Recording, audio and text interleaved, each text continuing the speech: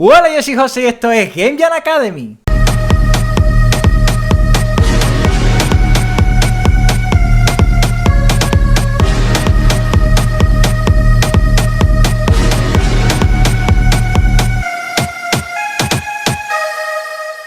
Bienvenido, bienvenida a una nueva entrevista del canal. Hoy tengo una entrevista muy especial porque es la primera vez que va a venir al canal este perfil. El perfil que me refiero, ya lo estás viendo en el título, es de Narrative Designer y la verdad es que tenía muchas ganas. Me encanta que vengan nuevos perfiles que nunca he entrevistado porque se va enriqueciendo, ¿no? Así que te dejo con la entrevista dentro vídeo. Muy bien, pues bienvenido Daniel, ¿qué tal? ¿Qué tal? Mucho gusto, José. Encantado de estar aquí con vosotros. Nada, de verdad, darte la bienvenida y muchísimas gracias por participar aquí en el canal de Game Jam Academy. Tenía muchas ganas porque vamos a ser sinceros, vamos a ir de cara, ¿no? O sea, no es ni que yo te he buscado ni tú me has buscado. A mí esto ha sido una casualidad del destino, ¿no? Sí, desde luego, sí.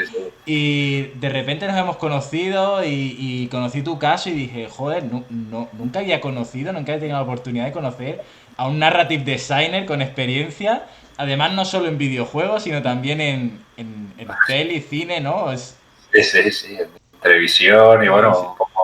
Ahora nos cuentas, pero fue un poco así, ¿no? Casualidad. Y digo, joder, no puedo perder la oportunidad de invitarte, que vengas y que por supuesto nos cuentes, ¿no? Cómo podemos nosotros dedicarnos a este apasionante rol, ¿no? De narrative designer. Cómo podemos imaginar y crear estas historias y sobre todo, no solo crearlas, sino que nos paguen por ello, ¿no? Poder vivir de estas habilidades, ¿no? Pero antes de empezar, pues te tengo que hacer las tres preguntas básicas que le hago a todo invitado al canal, ¿vale? Que es, Vale. ¿quién eres? ¿Cuál es tu perfil profesional? ¿Y cuánto tiempo llevas en la industria? En tu caso, vamos a decir, tanto del cine como de videojuegos. Bueno, pues nada, antes de nada es un placer estar aquí con todos vosotros y bueno, en respuesta a las preguntas, pues yo soy Daniel Risek, soy guionista y narrative designer. Llevo trabajando en la industria pues del audiovisual pues ya más de, no sé, sí, ya lo tonto, más de 10 o 15 años, no sé, ya he perdido la cuenta, ya muchos. Y en videojuegos un poquito menos, en videojuegos entré más recientemente, pero sí, ya lo tonto ya era pues tranquilamente 5 o 6 añitos, yo creo que estoy ya desde que salió el primer juego publicado, por ahí era la cosa más o menos, sí. Ese era un poquillo el calendario, la Qué, trayectoria. qué bueno. Quiero retomar en esta tercera temporada una pregunta que hacía en la primera y que a mí me gusta bastante, pero por intentar acortar la quité, pero creo que es bastante interesante. ¿Cuál es tu historia antes de dedicarte a esto profesionalmente? O sea, ¿tú ya sabías que te querías dedicar a esto? ¿Lo veías posible? ¿Cómo llegas a saber que te quieres dedicar a esto, no? Pues, hombre, a ver, en cuanto a lo que es, digásemos, escribir, pues, a ver, creo que es un poco vocacional, ¿no? Realmente, o sea, que te paguen por escribir, pues es una gozada. Es decir, para mí es cualquier trabajo remunerado que sea por eso, es un gol por la escuadra, ¿no? Pero claro, no es fácil, no es fácil realmente, claro, es complicado, o sea, uno tiene que pues demostrar que tiene una cierta trayectoria, una cierta experiencia, pues para que la gente pues que te haya podido leer, que sepa un poquito de antemano, pues quizá qué registros manejas mejor, pero sí, realmente ya te digo, tiene que ser algo vocacional porque es muy duro y es muy irregular, es un trabajo, es un tipo de profesión en la que cuesta mucho encontrar una estabilidad y yo desde siempre lo he compaginado con la docencia. Yo soy básicamente profe, soy profesor tanto de profe de inglés, profe de guión, profe de ahora también guión de videojuegos, de un poquito de lo que me echen, de asignaturas de audiovisuales. Claro, hay que ser un poquito todoterreno, tanto en la docencia como en la escritura. En la escritura también hay que poder escribir de todo, desde infantiles a formatos de no ficción, documentales, programas de entretenimiento, teatro y luego ya si entras en videojuegos también hay que poder adaptarse a cualquier género y a cualquier tipo de juego y de formato. Y canales de YouTube, porque yo tengo unos problemones para crearme yo mis propios guiones de los vídeos que grabo, que flipa, o sea, todavía vendría bien. Sí, sí. Para bien, un guionista va bien para todo. Tenerlo por ahí a mano parece que no, pero luego te soluciona muchos problemas. Qué bueno. Te quería preguntar, si yo quisiese entrar ahora mismo, que no tengo ni idea, en este perfil, ¿no? En esta profesión de narrative designer, ¿qué 3 consejos me darías? ¿Por dónde tendría que empezar? ¿Qué debería hacer? Pues la verdad es que lo primero yo creo que es eso, es tener una base muy sólida, ¿no? Y para ello, pues mira, hay que consumir mucho, mucho y de todo. Mucho audiovisual, mucho cine, muchos videojuegos, mucho cómic, mucha literatura, mucho YouTube, mucho de todo, de todo. Hay que leer mucho y consumir mucho y luego, pues por supuesto, también aplicarse un poquito el hábito de escribir porque como toda disciplina, pues eso, cuanto más escribes, pues siempre escribirás un poquito mejor, ¿no? Como los dibujantes, ¿no? Que a partir del dibujo 100, pues ya empiezan a dibujar un poquito en serio, ¿no? A partir del 101, pues Sí. esto es un poquito lo mismo, ir cogiendo el hábito y acostumbrarse, pues eso, a reescribir, a releerse, a saber, pues, reconfigurar, digásemos, un poquito las ideas y bueno, es tener un poquito esa disciplina, porque en el fondo es algo que requiere mucha constancia y bueno, como dicen, ¿no? Algunos autores, ¿no? Que para escribir lo que hay que hacer es ponerse a escribir, no es más, ¿no? Y tener un poquito esa capacidad y que no siempre es fácil, ¿eh? No siempre se logra. Muchas veces precisamente lo que cuesta es eso, cuando no es un proyecto tuyo, un proyecto que te encargan, cuando es un proyecto que te encargan o así es distinto, ¿no? Pues porque tienes timings y tal, pero es muy fácil pues estancarse, no repensar, darle demasiadas vueltas a una cosa, tener que abandonar el proyecto y para eso pues hay que tener un poquito de constancia, ¿no? Empezar algo y acabar. Es un Muy poco quizás. importante esto de acabar proyectos. Muchas personas que conozco me dicen, yo he hecho muchos videojuegos. ¿Y cuántos has acabado? Bueno, eso ya no tanto. Importante acabar, ¿no? Sí, sí, sí. Entonces, para recopilar, es ver muchas cosas. O sea, ver cine, series, videojuegos, leer libros, jugar a rol también a lo mejor incluso. Sí, sí, sí. A mí este consejo me suena mucho, me lo dio también otra persona que entrevisté también aquí en Guiña Academy, de hecho fue la primera entrevista, que ahora mismo no me acuerdo el nombre, pero bueno, la dejo por aquí arriba en las etiquetas. Y también me dijo exactamente eso, ¿no? Que es muy parecido al game design, lo que me estás diciendo, de vivir, o sea, tener experiencias para luego poder escribir, ¿no? Para poder diseñar y poder Sí. crear esto, ¿no? Luego también me has dicho es ponerte a escribir, o sea, no solo vives, sino también ponerte a escribir y acabar. ¿Y, Claro. y algún tercer consejo?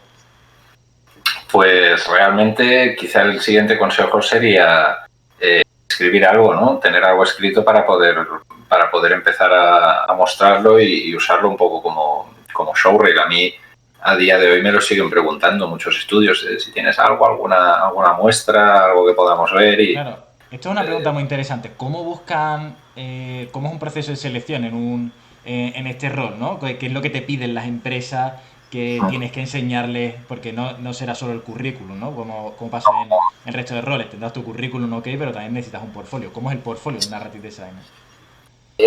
yo realmente, a ver, como un portfolio como tal no tengo. Yo lo que hago es enseño un poco pues, los juegos en los que he participado, les selecciono algún YouTube, algún gameplay para que puedan ver pues si las cinemáticas que he escrito o alguna parte que haya diálogos. Pero claro, un portfolio como tal realmente sí, de guión es complicado porque puedes enseñar algo que, o sea, a lo mejor está muy lejos, ¿no? de lo que ese estudio o esa persona tiene en mente, pero es que es lo que te comentaba, ¿no? Uno tiene que poder adaptarse a proyectos de naturaleza muy, muy distinta.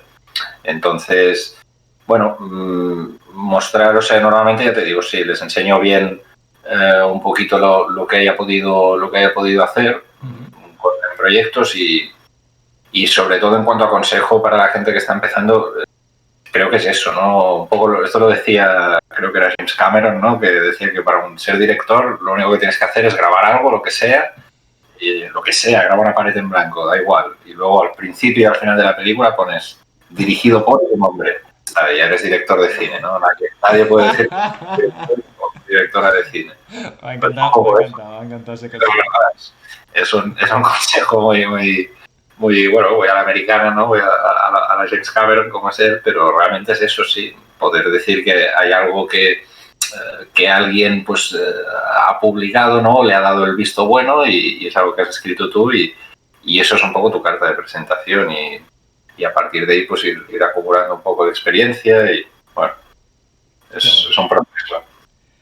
La siguiente pregunta que te quiero hacer es, ¿qué conocimientos o habilidades técnicas necesito como narrative designer tener, ¿no? Para poder dedicarme a esto. ¿Qué habilidades técnicas? O incluso programas que necesito utilizar. Yo, a ver, normalmente trabajo bien con un procesador de textos, un Word o un OpenOffice tal cual, o a veces directamente me dicen que escriba el guión en un Excel, porque de ahí ya lo van a importar al motor del juego, porque les es más fácil. Vale. A veces me he encontrado que hemos tenido que, pues yo qué sé, por la complejidad del guión del juego, pues tener que preparar una plantilla expresa para ese tipo de juego, ¿no? En la que poder incluir todos los datos pues de ese tipo de quest o de si es un evento aislado, un evento de la misión principal. Depende realmente, o sea, software, pues a ver, para algunos tipos de juegos te serán más prácticos quizá tipo algo como Chatmapper o Twine o este tipo de softwares que pues para diálogos ramificados o aventuras conversacionales pues son más prácticos, pero ya te digo, realmente no me he encontrado tampoco con algún estudio que me diga tenemos que usar sí o sí esto. Sí. Siempre es un poco adaptarse, ¿no? a lo que pueda ser más fácil para la acción o el diseño. Pero así a nivel de software ya te diría, me gusta a veces escribir si son cinemáticas en formato de Final Draft o de Celtics, que son estos softwares de guión, digamos, audiovisual, que te dan ya la duración, ¿no? De una página, un minuto. Sí. Bueno, las cinemáticas, pues, mira, no. Sí, por una cuestión quizá un poco más de formato y por si tienes que hacérselo llegar a un actor de voz, pues igual se siente un poco más cómodo, ¿no? Si tiene ese formato ya más audiovisual. Depende, pero ya te digo, no hay tampoco, no me he encontrado nunca con que tuviese que aprender un software específico para ese juego o es algo que hemos acabado desarrollando entre los diseñadores y yo, tipo una plantilla o un formato específico de Word, o si no, pues eso, con Excel o cualquier procesador de textos normal. Vale, ¿y qué conocimiento tengo que estudiar? O sea, tengo que ir a una universidad, tengo que estudiar algo concreto, tengo que tener un conocimiento técnico concreto, o sea, ¿qué hago? Bueno, hombre, a ver, como en todo, claro, no está de más pues tener unas nociones, ¿no? De programación o saber un poco hasta dónde llegan, ¿no? las responsabilidades o el trabajo de los compañeros, ¿no? De los demás miembros del equipo.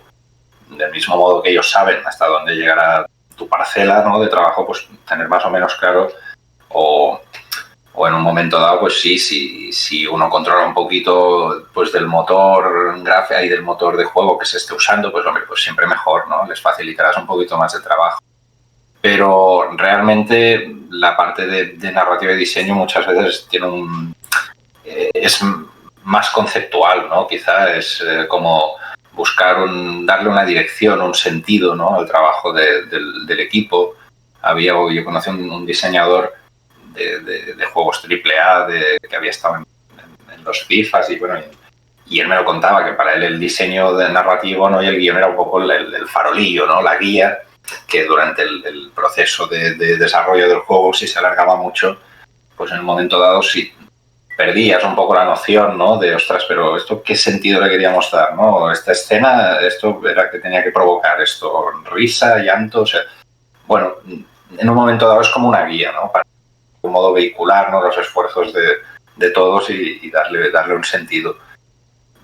pero claro, así a nivel de formación, pues no sé qué decirte. Es que realmente cualquier filología, cualquier carrera de letras, es que hay diseñadores narrativos y guionistas que son, aquí en España, sin ir más lejos, muy buenos y tampoco tienen una formación precisamente o muy humanística o tampoco muy, o no vienen digásemos, de la programación o del... Hay algunos, pues yo que sé, que a lo mejor son ingenieros o que se han, pues no sé, se han reciclado o porque era un hobby, ¿no? Sí. A lo mejor yo que sé, tienen otro oficio y esto lo hacen de más a más, pues mira, pues porque tienen esa capacidad también para un poco para escribir, ¿no? Para transmitir y dar pues con las palabras, ¿no? Dibujar ideas y ayudar, ¿no? Pues que la gente pues pueda un poco evadirse, ¿no? Con esos relatos.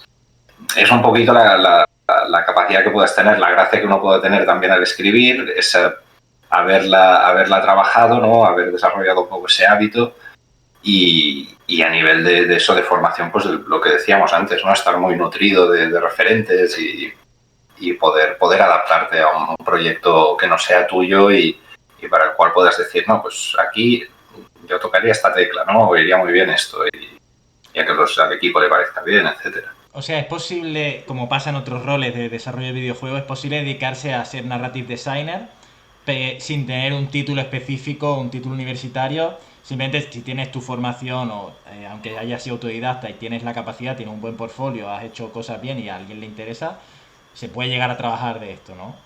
Se puede llegar a trabajar porque, a ver, esta es una industria que también está muy viva, hay mucho movimiento, por ejemplo, de estudios independientes, van saliendo nuevos y siempre hay oportunidades, ¿no? Yo, por ejemplo, nunca he tenido la oportunidad de trabajar con proyectos muy grandes, proyectos AAA. Yo siempre he trabajado en videojuegos con proyectos indies y de presupuestos medio pequeñitos. Pero bueno, a pesar de que las dimensiones, digamos, de la producción no sean muy grandes, sí que el proyecto pues, puede tener su cierta complejidad, ¿no? Pueden ser proyectos muy ambiciosos, no solo en cuanto a la narrativa, sino porque son juegos muy mastodónticos o son juegos muy largos, de mucha duración. Entonces, es lo que te quiero decir, que no, sí que se puede, o sea, porque todo se puede, con una formación autodidacta, pues a ver, puedes llegar a ofrecer, digamos, Sí, un guión. que no digo que sea la mejor, pero... Claro, pero te entiendo perfectamente la pregunta. Si realmente es una cosa que es tan especializada que a mí me lo suelen preguntar mis alumnos mismos y compañeros. Se puede, sí, se puede, o sea, hay oportunidades de trabajo, lo que pasa es que os comentaba al principio, ¿no? Igual encontrar esa estabilidad laboral únicamente en el sector del videojuego, pues también es complicado. Claro. Y más si vas por libre, los calendarios, los proyectos, pues no, puede ser que a veces se te acumulen 2 proyectos de repente y cuando vienes de estar bastante tiempo parado o juegos que les estás muy encima, pero de repente por cualquier circunstancia se tiene que quedar el proceso en stand-by y claro, bueno, hay muchos factores, ¿no? Que hacen que no sea un camino de rosas, ¿no? Que sea un poco inestable, pero aún así oportunidades y si hay ganas de trabajar y no sé, y se encuentran proyectos que le motivan a uno, pues a veces incluso aunque no haya grandes presupuestos o aunque un proyecto no tenga presupuesto, yo no sería la primera vez ni creo que sea la última que haya participado en proyectos, pues por ejemplo a revenue share, ¿no? En los que pues el presupuesto que hay se tiene que destinar a unas cosas, no hay para sueldos, pero en cuanto esto salga a la venta y empiecen a haber un margen de beneficios, pues vamos a tanto por cien, ¿no? Sí.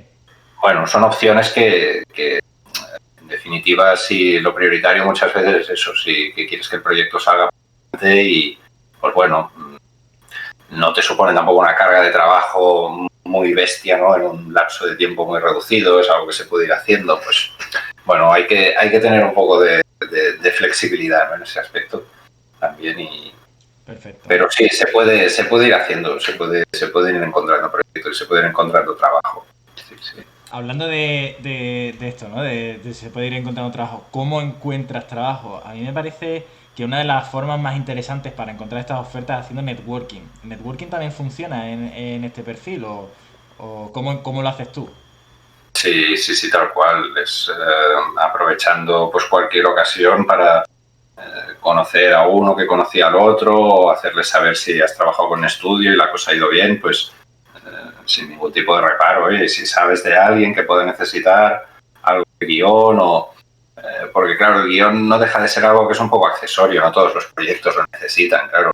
Eh, Ostras, voy a hacer un juego, necesitaré sí o sí algún diseñador, necesitaré sí o sí algún programador, pero según el tipo de juego que sea, puede que el guión, pues a lo mejor no lo contemples, ¿no? Como un gasto en el presupuesto.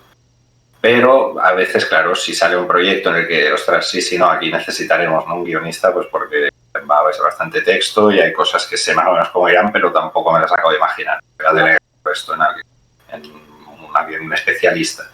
Pues entonces, sí, ahí sí que es más fácil, ¿no?, entrar y ser útil, ¿no?, y poder aportar al proyecto.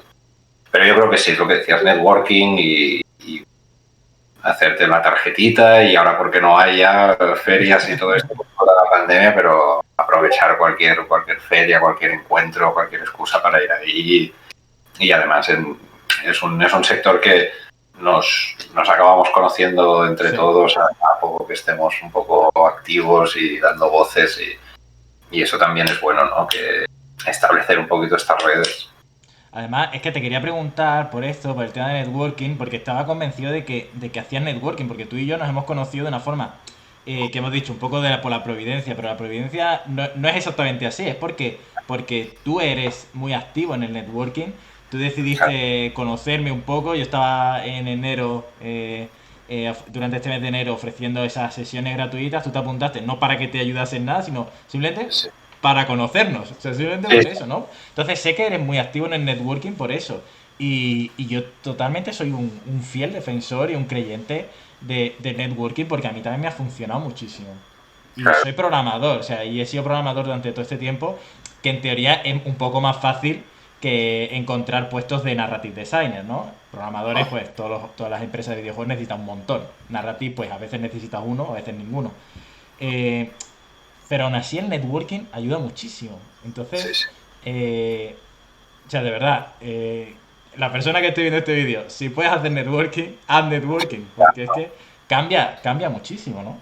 Sí, sí, sí, no, desde luego es una manera de estar ahí, estar presente, y ahora también que estamos tan confinados y es todo tan telemático, pues razón de más para potenciarlo y oye, hacer saber a la gente de tu disponibilidad y de que estás ahí y con...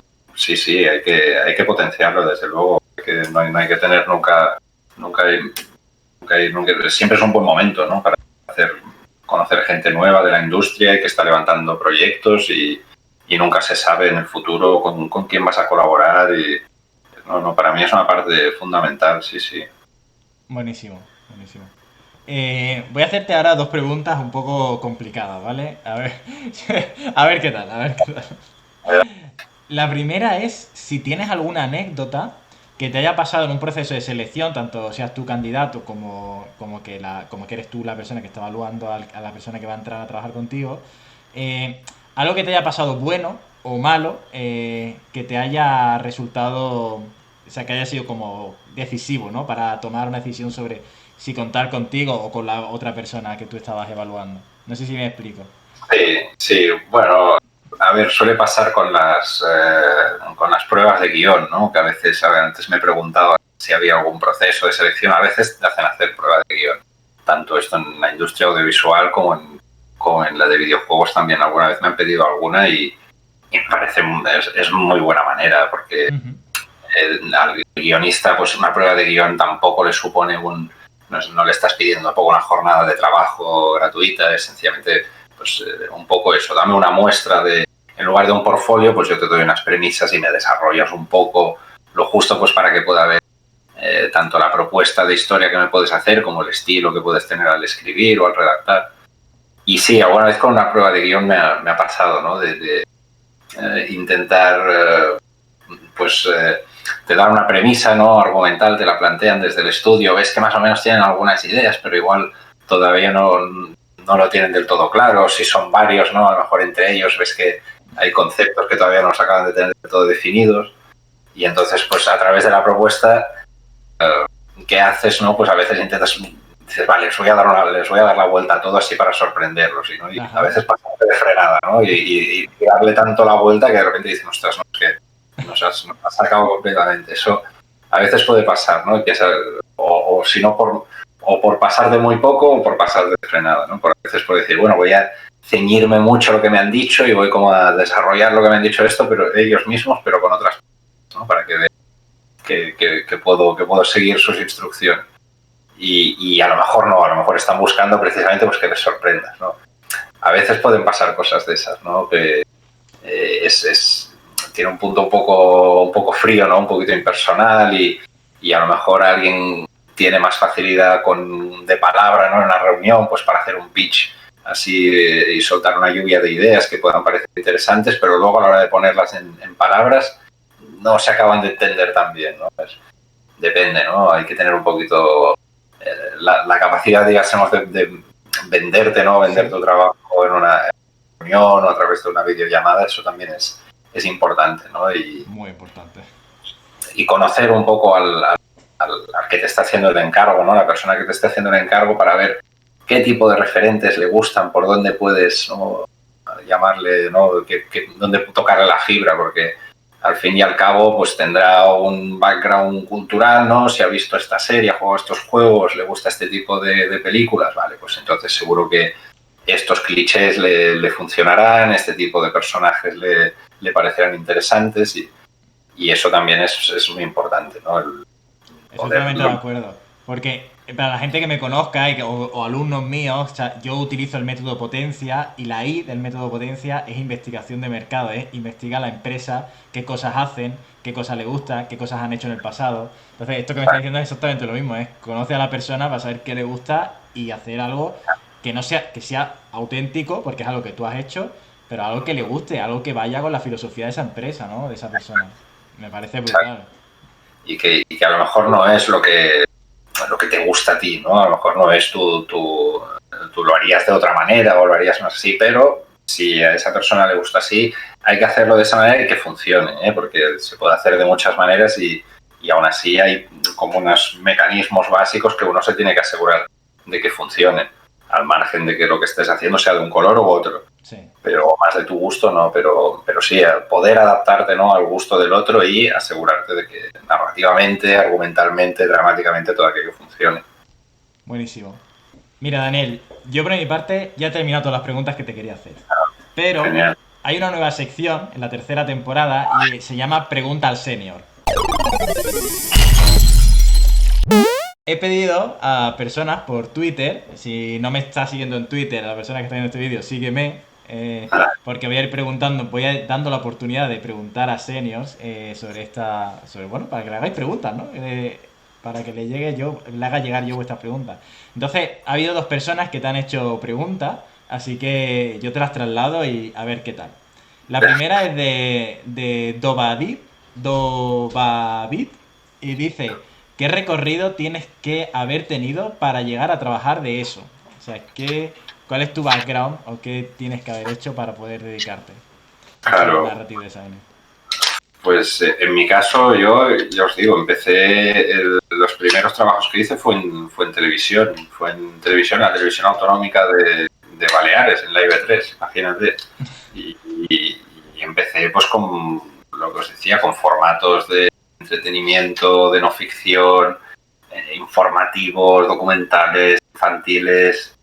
Y luego de ahí di el paso a la ficción. Empecé a hacer culebrones. Y luego cuando empiezas a hacer culebrones, pues bueno, no es que es otro rango distinto, ¿no? Es otra parcela, ¿no? Parece como que te especializas más hacia ahí. Y luego también, pues, insistí mucho, yo venía de estudiar cine en la SCAC y hacía tiempo pues que yo, claro, la idea de poder rodar alguna película, bueno, o escribir el guión de alguna película, pues, claro, era un anhelo, ¿no? Que estaba por ahí.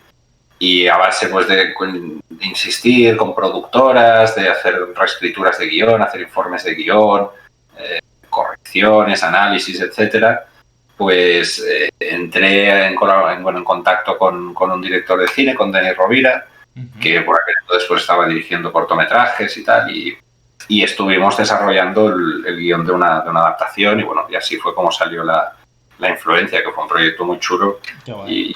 Pero claro, estuvimos desde que empezamos con las primeras versiones de guión hasta que salió la película, pues más de 3-4 años, una locura, mucho tiempo, de aquí a que finalmente consigues eso, financiación y vas convenciendo, ¿no?, a productores para que se apunten al proyecto, presentas subvenciones, todo esto es un proceso que se eterniza.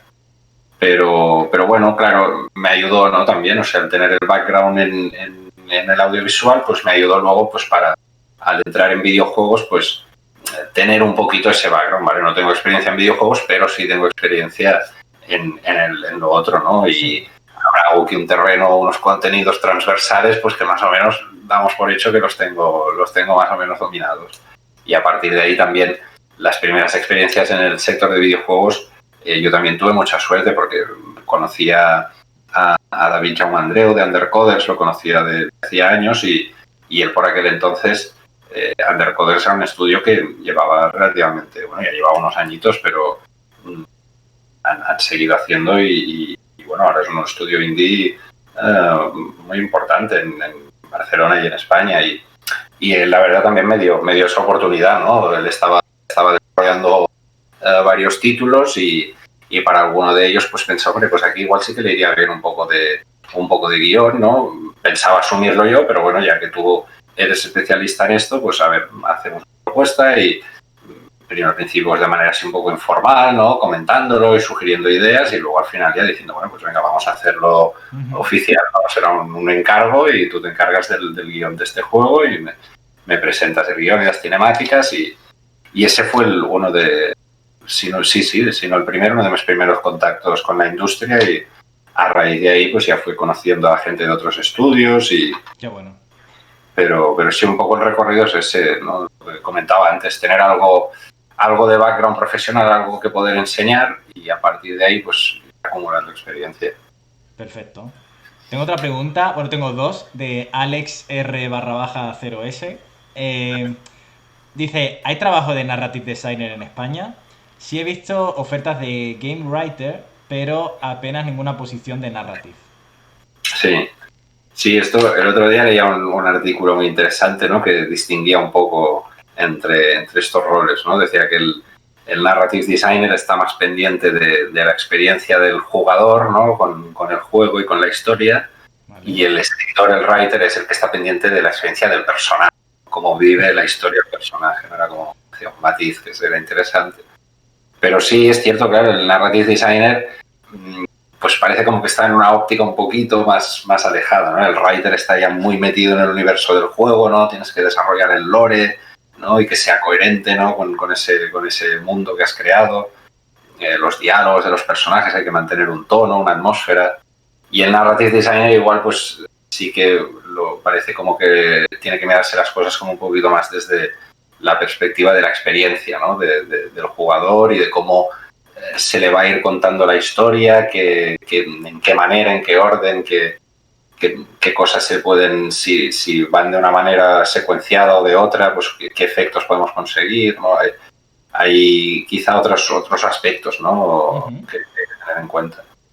Pero sí, realmente es cierto, ¿eh? Yo también algunas ofertas que veo de empleo sí suelen ir más orientadas al game writer, porque el narrative designer pues me imagino que también es un rol que asume un poco el programador o el diseñador del juego en el momento en que decide que ese juego tenga una carga narrativa relevante, pues sí, asumirá él, ¿no?, o ella todo ese redactado, todo ese guión.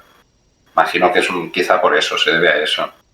También me pregunta Alex, ¿es necesario 100% ser bilingüe en inglés? Es algo que los españoles tenemos que mejorar. Sí, ayuda, desde luego que ayuda mucho. Yo tengo el proficiency en inglés y y he trabajado también a veces como traductor y de castellano, de inglés a castellano, inglés a catalán y Sí. a ver, puedo, o sea, puedo escribir un texto en inglés original, pero aún así, si es, por ejemplo, no sé, me pasó también con un juego que era así en ambientación, setting medieval, y me decían que querían, ¿no? Como referencias me daban Juego de Tronos, El Señor de los Anillos y tal. Y claro, puedes un poco imitar ese estilo, pero eso es complicado. Uno que no es nativo, y aún así yo siendo proficiency, teniendo siendo profesor de inglés de muchos años, Sí. hay momentos en los que dices, a ver, espera, que si podemos hacerle aquí una corrección de estilo que se lo mire un nativo, yo me quedaré más tranquilo. Ya. Siempre ayuda, por supuesto, poder, yo qué sé, desarrollar el texto de venta de la tienda en Steam. Estas cosas, claro, les facilitas mucho. O sea, si lo puedes dar ya en inglés y en castellano, ya les facilitas muchísimo trabajo a los del estudio. Si no, pues bueno, será una parte de presupuesto que tendrán que dedicar a traducción.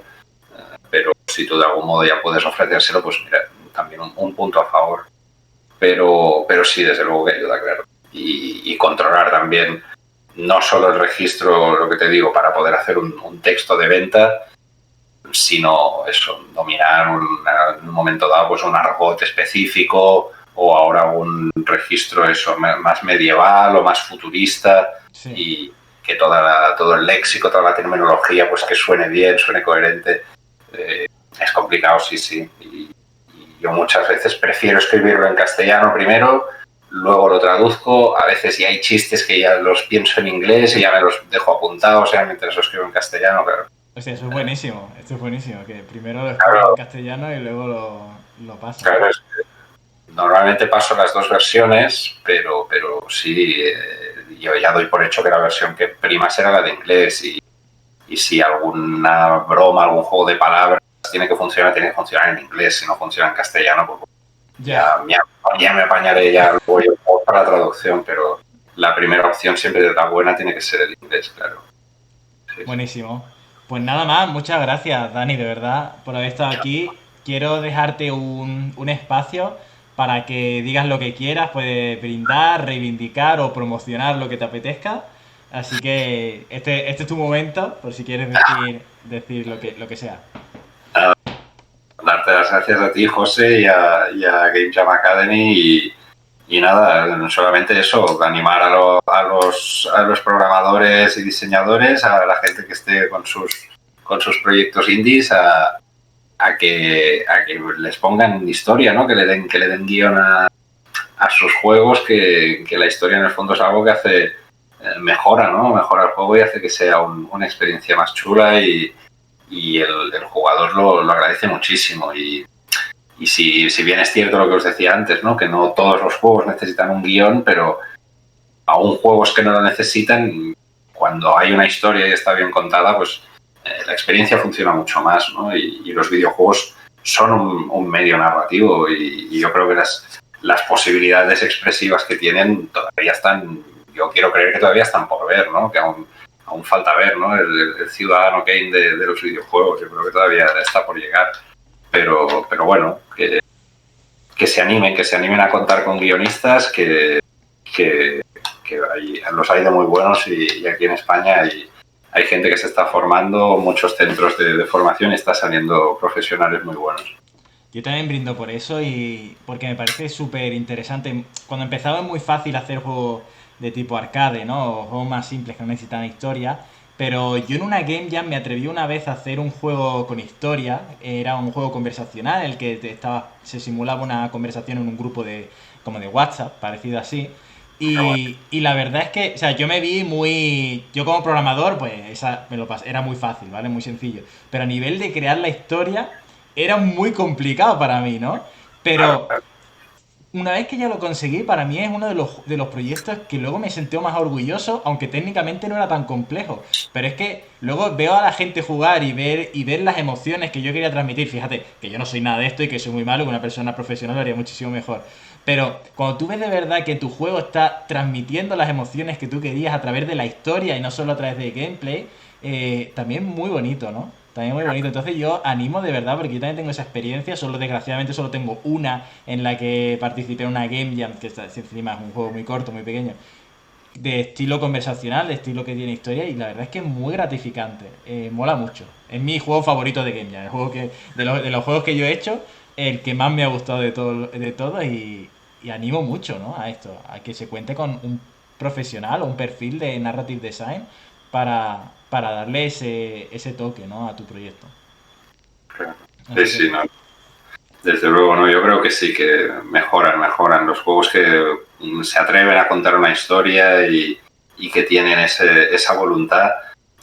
El jugador, aunque somos de perfil, hay muchos perfiles de jugadores y los hay que van siempre a esquipear, ¿no? Y a mí me atormenta mucho, ¿no? Esto de saber que siempre, en todos los juegos en los que he estado, siempre está la opción de esquipear. Yo siempre lo pienso, si esto a lo mejor lo va a haber Sí. yo qué sé, 40% de los que juegan a esto, a saber.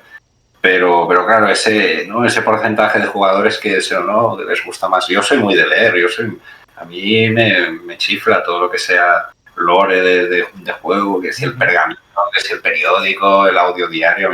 Yo soy de los que me gusta escucharlo todo y de esto. Y cuando ves que ahí detrás hay como una idea, ya sea, pues eso, si es un juego de terror para asustarte, darte mal rollo, si es un juego de humor para hacerte reír, si es un juego más emocional, pues para tocarte la fibra, pues eso está bien, o sea, y es donde realmente ¿no? El juego te puede llegar, ¿no? Cuando se acaba la partida, ese juego te lo llevas a casa.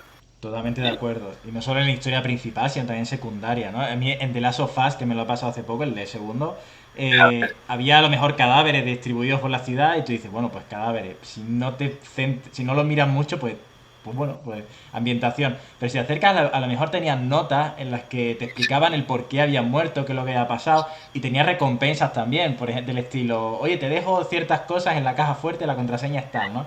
Que aparte también te incentivaba a leerlo.